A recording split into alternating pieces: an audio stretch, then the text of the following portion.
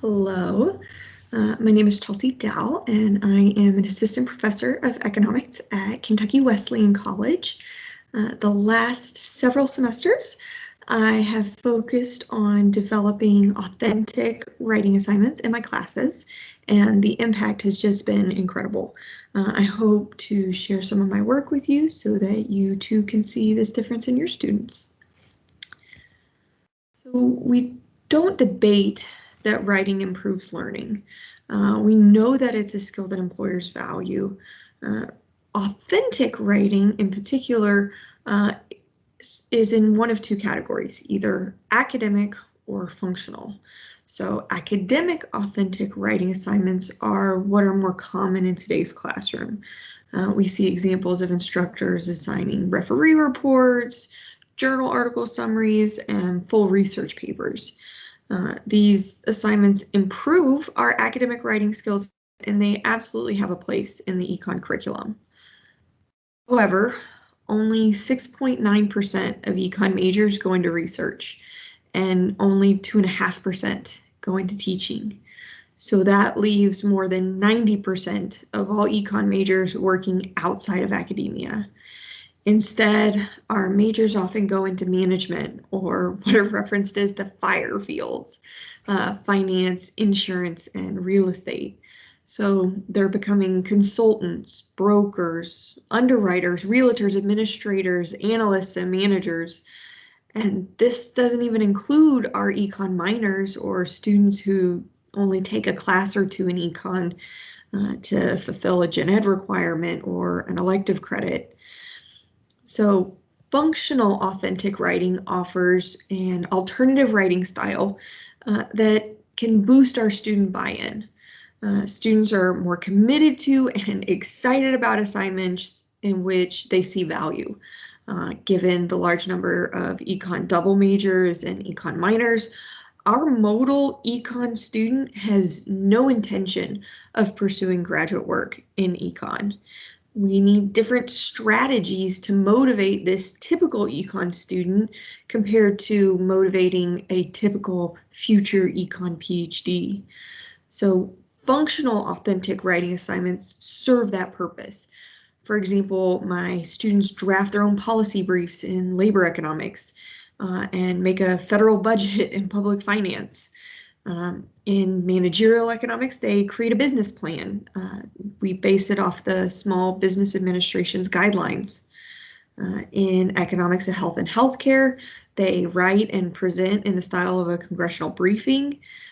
They can compose a USDA agency report in Ag Econ. Throughout my money, credit, and banking course, my students write Bloomberg market articles and end the term by presenting a Bloomberg-style market report to the class.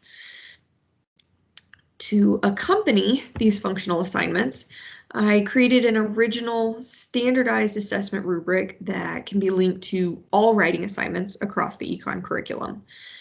The rubric is appropriate for both academic and functional writing assignments.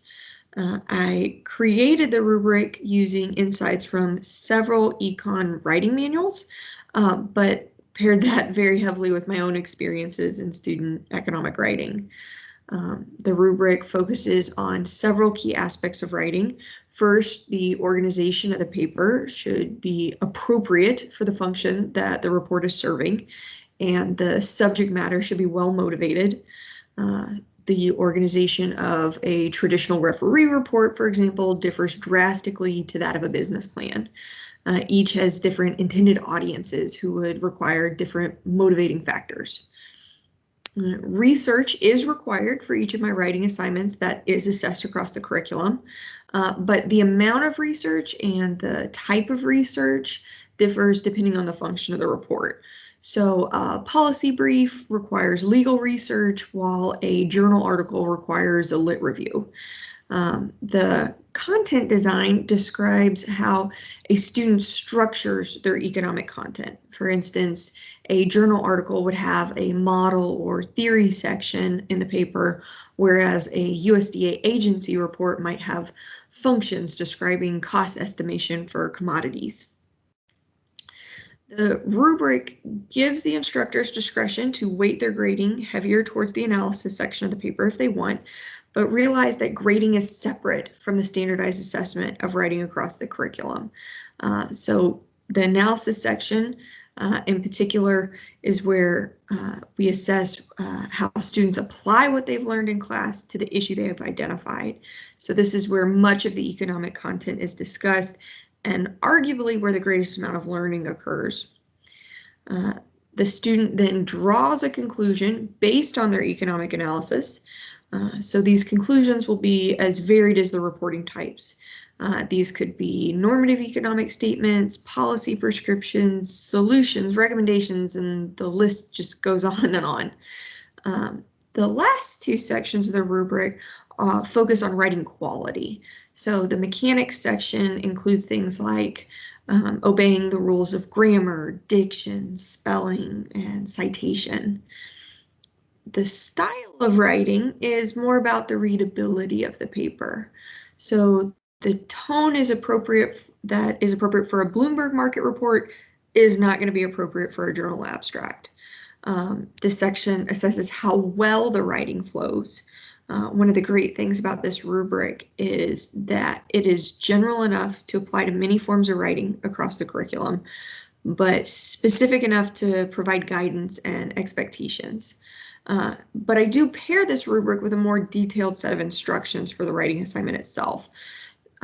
However, I often point to examples that already exist in the real world for them to use as a guide, and they find that incredibly helpful to see an example of what a good version of a particular report looks like before they actually go in and write one for themselves. I started including more functional writing options in my own classes, and the students' responses were amazing. And while there were many comments made offhand to me in particular,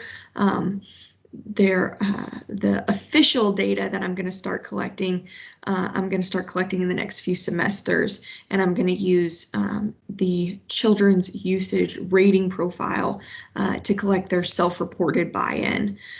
But I have already implemented these new functional writing assignment rubrics in my classes, and anecdotally, I saw an increase in student engagement through things like more visits to office hours and an increase in their email inquiries, which it's important to note that this was an increase in office hours visits, despite the fact that we changed to the hybrid models of learning during the pandemic.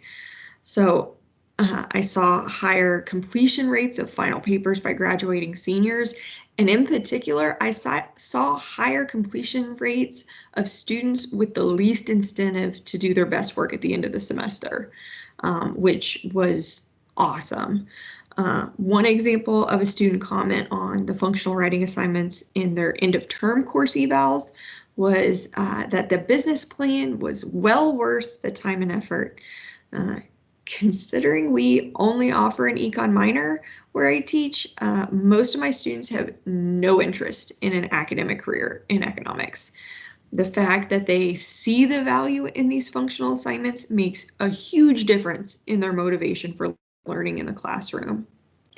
So if you would like to get in touch with me, my email is on the bottom of the screen. I would love to hear your thoughts or feedback as I start this data collection process, and I hope you have a wonderful rest of your day.